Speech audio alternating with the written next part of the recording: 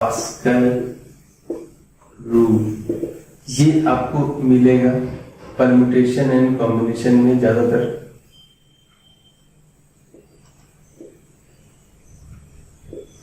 ठीक है, वहां पे ये काफी अच्छे से पूछा गया और इसका प्रूवमेंट आता है, इसका प्रूवमेंट पूछा जाता है। प्रूवमेंट इंपॉर्टेंट है, आपको ध्यान से इसको देखना है, काफी अच्छा है। कई लोग घबराते हैं इसके फॉर्मूले से, लेकिन बहुत ही अच्छा है, बहुत ही आसानी से हम इसको समझा देंगे। बस आपको थोड़ा सा पेशेंस रखने की जरूरत है, थोड़ा सा धैर्य रखने की जरूरत है। चलिए देखते हैं फॉर्मूला होता है क्या, बस आप फॉर्मूला समझ लीजिए क्या होता है।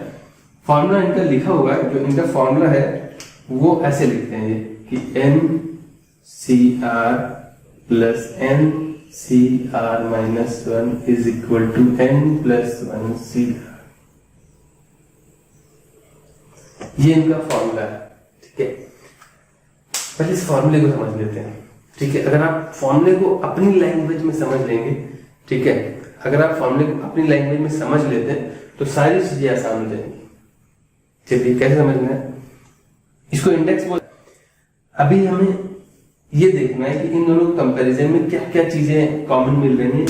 इंडेक्स क्या है दोनों का सेम, दो टर्म्स को हम ऐड कर सकते हैं बाइनोमियल पास्कल रूल के हिसाब से, हम दो ही टर्म्स को ऐड कर सकते हैं। दोनों के n की वैल्यू सेम होती है। r में देखिए आपने एक की कमी होती है, अगर यहाँ 5 है तो यहाँ 4 होगा, यहाँ 6 है तो यहाँ 5 होगा, यानी दोनों को कंपैरिजन में कोई भी एक टर्म में r की वैल्यू छोटी होगी। और जो रिजल्ट आता है, रिजल्ट में क्या दिखा रहे हैं कि n में एक ऐड कर दिया गया, जितनी भी इंडेक्स की वैल्यू थी उसमें एक ऐड कर दिया गया है, और r की इन्हीं दोनों में से बड़ी वैल्यू चूज करी गई। बस यही फॉर्मूला है। आपको समझ में आता है कि अगर आप ऐड करोगे, दो टर्म्स को जब ऐड करते हैं तो इंडेक्स वैल्यू सेम होनी चाहिए, r में एक की कमी होनी चाहिए। जब आप उनको कंबाइन कर दोगे तो इंडेक्स में हम एक ऐड कर देंगे और r की बड़ी वैल्यू चूज करते हैं। एक एग्जांपल से समझते हैं, एक एग्जांपल ले लेते हैं। जैसे मैंने ले लिया 5C3 प्लस 5C2, इसकी वैल्यू कितनी आएगी। हमें पता है कि r सेम है, इसमें एक की कमी है, बिल्कुल सही है, मतलब हमारी दोनों कंडीशन सेटिस्फाई हो रही पास्कल रूल की। इंडेक्स सेम होनी चाहिए एंड r में एक की कमी होनी चाहिए। दोनों के कंपैरिजन में एक छोटा होगा और एक बड़ा होगा बाई 1। ठीक है, तो यहाँ पे सेम है, तो हमें पता है कि इन दोनों में एक ऐड कर देंगे, तो यानी 5 था तो 5 की जगह क्या हो जाएगा 6, और इन दोनों में बड़ी वैल्यू क्या है 3। यही आंसर है। समझ में आ रहा है। देखिए दो टर्म्स में, अभी इसका यूज जब हम सीरीज में करेंगे तो बहुत इजी हो जाता है, डायरेक्ट आंसर लिखते हैं। कॉम्पिटिटिव एग्जाम्स में भी इसके क्वेश्चन आते हैं, और आपके एकेडमिक में तो जरूर आपका प्रूवमेंट पूछा जाता है। बेसिकली आपको फॉर्मूला समझ में आ गया, इसका प्रूवमेंट अभी हम कराते हैं। कुछ क्वेश्चन और कर लें, जैसे पास्कल रूल के कुछ क्वेश्चन कर लेते हैं, फिर प्रूवमेंट कराते हैं। ठीक है, पहले क्वेश्चन कर लेते हैं। जैसे एक क्वेश्चन में हम लिख रहे हैं 5C2 5C3 6C4 7C5 8C6, इसकी वैल्यू निकालिए। इस टाइप की सीरीज दे रखी है। तो अब हमें क्या देखना है कि हमें कोई दो टर्म्स ऐसे उठाने हैं जिनमें इंडेक्स सेम हो और r में एक की कमी हो। तो इधर से देखेंगे तो हमें नहीं दिख रहा है, इधर से दिख रहा है कि हमारे पास ये दो टर्म्स ऐसे दे रखे हैं जिनमें हमारी कंडीशन फॉलो हो रही है कि इंडेक्स सेम है, r में एक की कमी बिल्कुल है। तो ये दोनों ऐड हो जाएंगे और एक टर्म दे देंगे। ये दोनों ऐड होके क्या देंगे, ये दोनों ऐड होके दे देंगे, इंडेक्स में एक ऐड कर देंगे 6C3। नेक्स्ट टर्म है हमारा 6C4। तो यही सीरीज होती है। आप बस उन ये टर्म्स हमने तो सीक्वेंस में लिख रखते हैं, ये कहीं भी हो सकते हैं, बीच में एक यहाँ पे दे दिया, दूसरा वहां पे दे दिया है। तो आपको पहले ऐसे दो इंडेक्स देखने हैं जिनकी वैल्यू सेम है, और r में देखना है एक की कमी है, तो हमको उठा के यहाँ पे रख देना है, एक साथ रख देना है, फिर सीरीज बनती चली जाएगी। वो जो रिजल्ट आएगा वो किसी और से मैच करेगा, उनका रिजल्ट किसी और से मैच करेगा, ऐसे ऐसे हम फाइनल रिजल्ट तक पहुंच जाते हैं। अभी देखिए इन पे भी हमारा पास्कल रूल अप्लाई हो रहा है। पास्कल रूल क्या कहता है, इंडेक्स सेम होना चाहिए, r में एक की कमी होनी चाहिए, तो वैल्यू कितनी आ जाएगी, इंडेक्स में हम एक ऐड कर देंगे और r की बड़ी वैल्यू चूज कर लेंगे। नेक्स्ट टर्म हमारा क्या है, यहाँ पे लिख देंगे 7C5, ठीक है। अब फिर हमारी सीरीज अप्लाई हो गई। यहाँ पे क्या हो जाएगा, देखिए कलर चेंज कर देते हैं। यहाँ पे वैल्यू क्या हो जाएगी, इनमें एक ऐड कर देंगे, वैल्यू कितनी आ जाएगी 8, और R की बड़ी वैल्यू नेक्स्ट टर्म है 8C6। फिर हम इन दोनों को ऐड कर देंगे तो फाइनल रिजल्ट कितना आ जाएगा 9C6, हमारा फाइनल रिजल्ट है। इसको हम सॉल्व कर सकते हैं।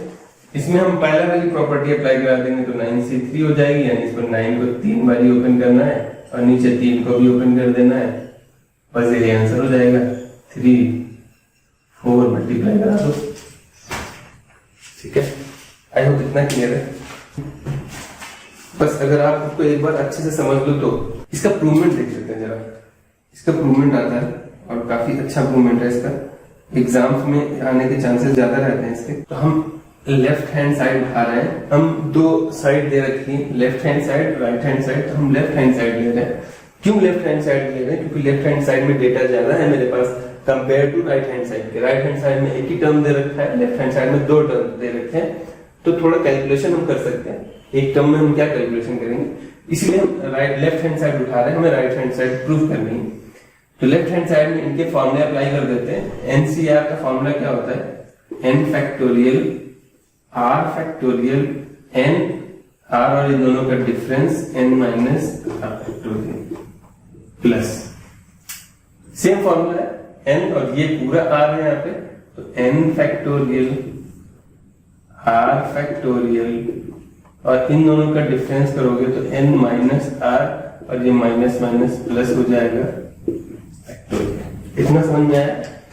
ये n factorial as it is, ये r factorial as it is, इन दोनों का डिफरेंस जब n माइनस r करोगे तो ये माइनस और ये माइनस माइनस प्लस हो जाएगा। इतना क्लियर है। देखिए फैक्टोरियल में कैलकुलेशन या तो हम बिल्कुल ओपन करके करेंगे, ठीक है, या तो कॉमन लेके करेंगे। और कॉमन हम सिर्फ फैक्टोरियल पूरा पूरा ले सकते हैं, ऐसा नहीं कि सिर्फ ये डंडी कॉमन ले लेंगे, ऐसा कुछ नहीं करना है, ठीक है। इतनी उम्दा मैथ नहीं लगानी, आपको पूरा पूरा फैक्टोरियल कॉमन लेना है।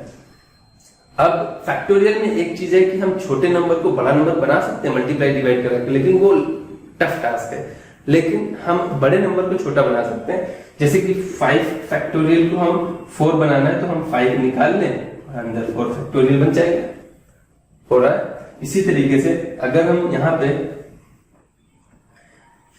n फैक्टोरियल में से अगर हम n निकाल लेंगे तो 1 कम हो जाएगा अंदर, ठीक है। यही प्रोसेस हमें अप्लाई करना है कि आपको एक नंबर निकालना है और अंदर 1 कम कर देना है, ताकि हम दूसरे वाले के लेवल पे ले आए और कॉमन ले लें। यही प्रोसेस करना है। ये दोनों सेम है, इनमें कुछ नहीं करना है। इन दोनों कंपेयर करते हैं। इन दोनों में बड़ा कौन सा है, r और r माइनस 1। r और r माइनस 1 में कौन बड़ा है, सिंपल सी बात है, r बड़ा है तो r को छोटा कर सकते हैं, यानी r अगर हम निकाल लें बाहर तो इसी के लेवल में आ जाएंगे। तो यहाँ पे हमने एज इट इज लिख दिया n फैक्टोरियल। अगर हम r फैक्टोरियल से निकालेंगे तो 1 कम हो जाएगा अंदर।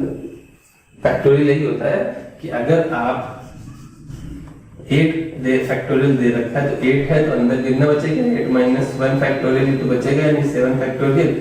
अगर आप n नंबर ले लीजिए, n है तो अगर आप n निकालेंगे तो अंदर 1 कम हो जाएगा। एक डिजिट आपने निकाली, यानी जो पूरा नंबर था वो अगर एक नंबर बाहर निकाला आपने लास्ट वाला तो 1 कम हो जाएगा अंदर। इन दोनों में सिमिलरिटी होगी। अब इन दोनों को कंपेयर करते हैं। ये इतना है, इसमें +1 है, n माइनस r इधर भी है, n माइनस r इधर भी है। इन दोनों को कंपेयर करते हैं, n minus r n minus r, लेकिन इस साइड +1 है, इस साइड नहीं है। तो हमें पता है कि कौन सा पार्ट बड़ा हो जाएगा, ये, ठीक है, क्योंकि इसमें n माइनस r इधर भी था, n माइनस r इधर, लेकिन एक्स्ट्रा 1 उस साइड है, तो ये वाला पार्ट बड़ा है। मतलब हम इसको कुछ नहीं करेंगे, ये एज इट इज रहेगा प्लस। समझ में आ रहा है। इस वाले पार्ट को हमें इसके लेवल में निकालेंगे, यानी हमें ये पूरा पूरा डिजिट एक बार निकाल लेंगे तो 1 कम हो जाएगा अंदर। तो ये value n factorial r minus 1 factorial. अगर हम ये बाहर निकालते हैं तो n माइनस r प्लस 1, अंदर का हमें 1 कम करना है, n माइनस r प्लस 1 था और माइनस 1 अगर हम करेंगे तो 1 कैंसिल हो जाएगा, यानी वैल्यू कितनी बचेगी, n माइनस r फैक्टोरियल। ठीक है, देखिए आप दोनों को कंपेयर करिए तो लगभग फैक्टोरियल वाले सारे टर्म एक ही लेवल पे आ चुके हैं, तो अब हम फैक्टोरियल कॉमन ले लेंगे, तो वैल्यू कितनी आ जाएगी, ऊपर आएगा n फैक्टोरियल, नीचे देखिए r माइनस 1 फैक्टोरियल और n माइनस फैक्टोरियल।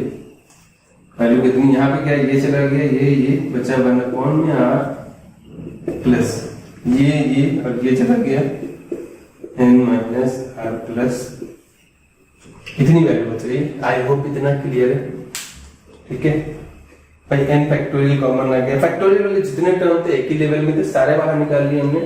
वैल्यू क्या बच रही है वो देख लेते हैं जरा।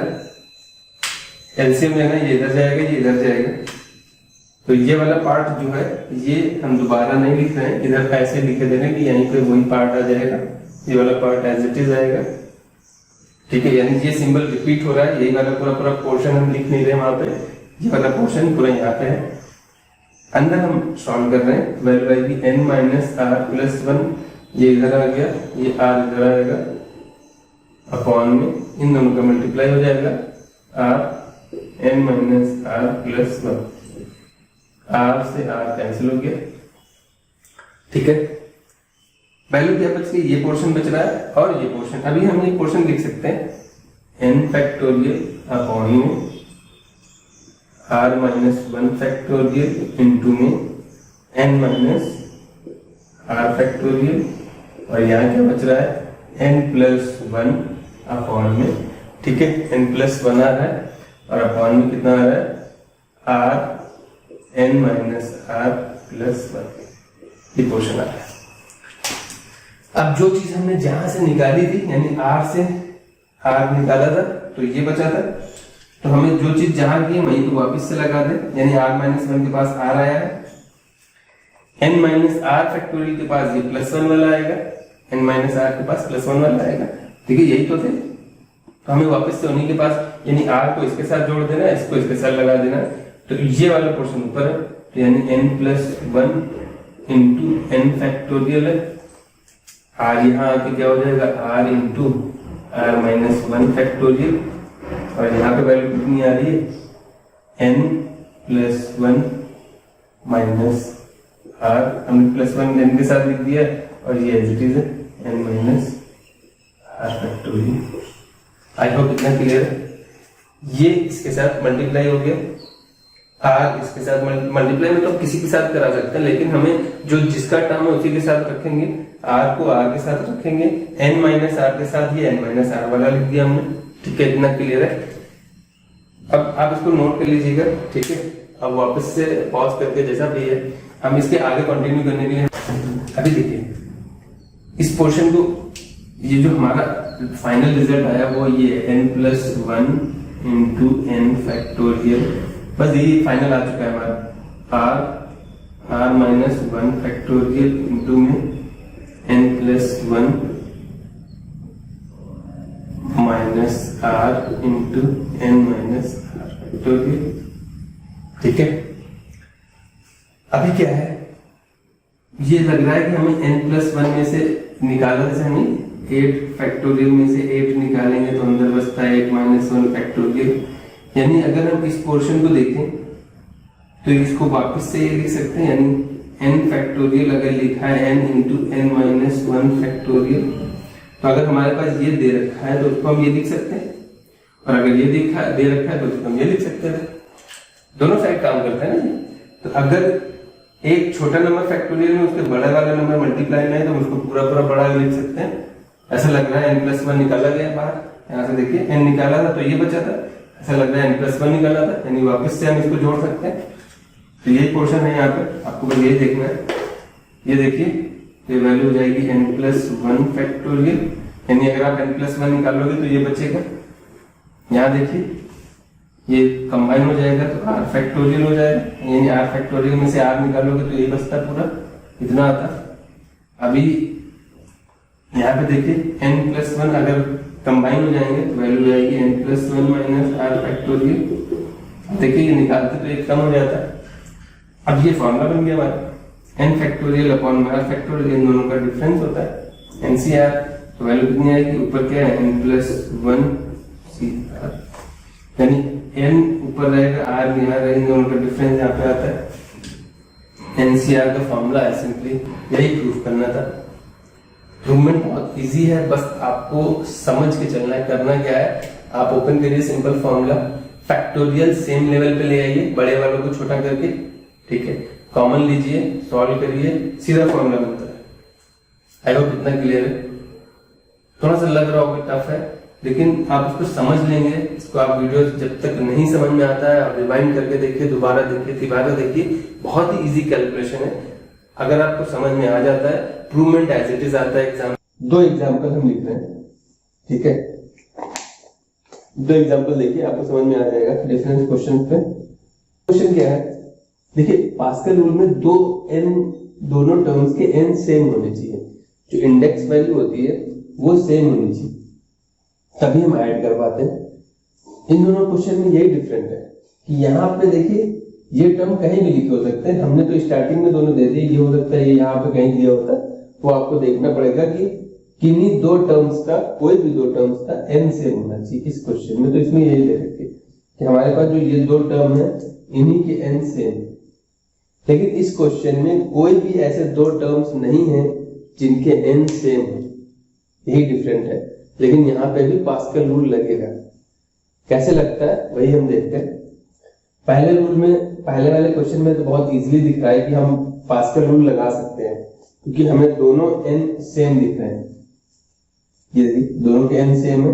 पास्कल रूल कहता क्या है कि जब हम 2 टर्म्स को कंपेयर करते हैं, तो n क्या होना चाहिए, सेम होना चाहिए, और r में लेस देन 1।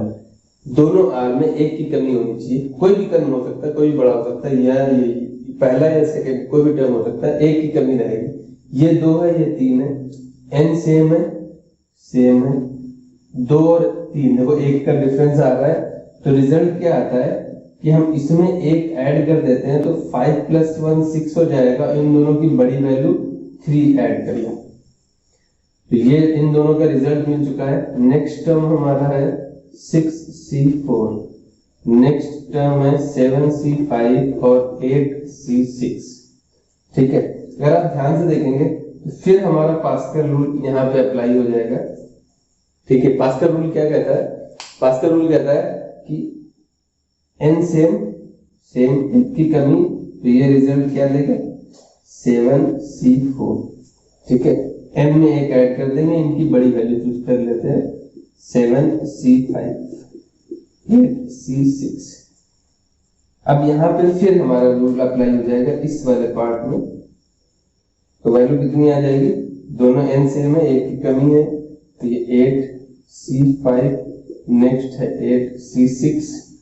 अब यहाँ पे फिर हमारा रूल अप्लाई हो जाएगा, वैल्यू आ जाएगी 9c6। इसको सॉल्व कर लेंगे, सॉल्व करना हम बता चुके हैं, ठीक है। देखिए ये तो तरीका हमने स्टेप बाय स्टेप बताया है। डायरेक्ट करने का तरीका क्या होता है कि हम पहले 2 टर्म्स देख लेते हैं जिनमें n सेम हो, r में 1 की कमी हो। तो जो r छोटा वाला होता है उसको हम स्टार्टर बोलते हैं, जो सीरीज को स्टार्ट कर देता है। इस वाले टर्म में ये स्टार्टर है जो सीरीज को स्टार्ट कर देगा, ठीक है। सीरीज स्टार्ट होके फाइनल रिजल्ट हम लिख देते हैं। ये हमें पता है, ये दोनों 6 दे देंगे, 6 मिलके 7 दे देंगे, 7 मिलके 8 दे देंगे, और 8 मिलके 9 दे देंगे। तो हम डायरेक्ट रिजल्ट कैसे लिखते हैं, 8 है तो 8 की जगह 9 आ जाएगा, और इन सब में r की जो बड़ी वैल्यू थी वो हम यूज कर लेते हैं, फिर डायरेक्ट रिजल्ट आता है। ये स्टेप आपको समझाया है कि आपको भी बेसिक क्लियर करना है, वरना डायरेक्ट जब हमें स्टार्टर मिल जाता है तो हम डायरेक्ट सीरीज स्टार्ट करते हैं और डायरेक्ट एंड पे जाके हमें सीरीज लिख देते हैं, ठीक है। सेम आप देख लीजिए रिजल्ट आ रहा है। इस वाले क्वेश्चन को कैसे सॉल्व करते हैं, पहले ये देख लिया, ठीक है। अब आगे चलते हैं, चलिए आ जाइए इधर। यहाँ पे देखिए क्या है, किन्हीं भी 2 टर्म्स में अगर आप कंपैरिजन करेंगे तो n सेम नहीं है, ठीक है। r में तो डिफरेंस मिल रहा है 1 का, लेकिन n सेम नहीं है। तो आप करेंगे क्या, हम सबसे छोटा n देखते हैं। सबसे छोटा n क्या है, 7। सबसे बड़ा नहीं, क्योंकि n बढ़ता जाता है ना, सब में 1 ऐड करते रहते हैं। अगर आप ऑलरेडी 10 को उठा लेंगे तो 10 के बाद हमें और बड़े चाहिए होता है, इसीलिए हम छोटा n उठाते हैं। तो छोटा n हमारे पास 7 है, तो हमें इसी का पेयर बनाना पड़ेगा।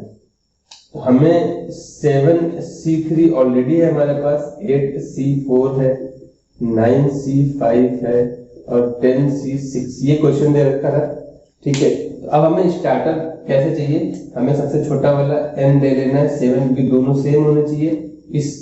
इस फॉर्मूले के अकॉर्डिंग हमें n सेम चाहिए, n सेम ले लिया। और इसको कंपैरिजन में हमें एक की कमी चाहिए, तो 3 अगर हमारे पास है, कोई नंबर 3 है हमारे पास, तो उसमें एक के डिफरेंस में या तो 2 हो सकता था या 4 हो सकता था, लेकिन 4 ऑलरेडी है तो 4 नहीं ले सकते। तो एक के डिफरेंस में 2 ही नंबर आ सकते हैं ना, या तो 3 के आगे या पीछे वाला एक नंबर होगा जिसमें एक का डिफरेंस रहता है। ठीक है, तो वो 4 तो हो नहीं सकता क्योंकि 4 ऑलरेडी मेरे पास गिवन है क्वेश्चन में। तो हमें क्या लेना पड़ेगा, तो ये सीरीज हमारी स्टार्ट हो जाएगी, लेकिन जो टर्म हम ऐड करेंगे उसको सब्ट्रैक्ट भी तो करना पड़ेगा, तो फिर हमें सब्ट्रैक्ट भी करना पड़ेगा 7C2। ठीक है, ये हमारा स्टार्टर हो गया। अब आप इसी तरीके से 2-2 स्टेप लेके करेंगे, फिर इस पे आएंगे, फिर इस पे आएंगे, फिर इस पे आएंगे। हमें स्टार्टर तो मिल चुका है ना, जो सीरीज स्टार्ट कर देगा। आप स्टेप वाइज कर लीजिएगा, हम स्टेप वाइज नहीं कर रहे हैं, डायरेक्ट हम रिजल्ट लिख रहे हैं। ये क्या हो जाएगा, 10 था, 10 की जगह क्या आ जाएगा 11, और सबसे बड़ा आ रहा है 6 माइनस 7C2। ये रिजल्ट है हमारा, ये फाइनल आंसर हो जाएगा। ये आई होप इतना क्लियर है। ठीक है, तो पास्कल रूल के क्वेश्चन लगाइएगा, डाउट है तो आप कमेंट कर दीजिएगा, उसका सोल्यूशन हम करवा देंगे। पढ़ते रहिए, सेफ रहिए। ठीक है।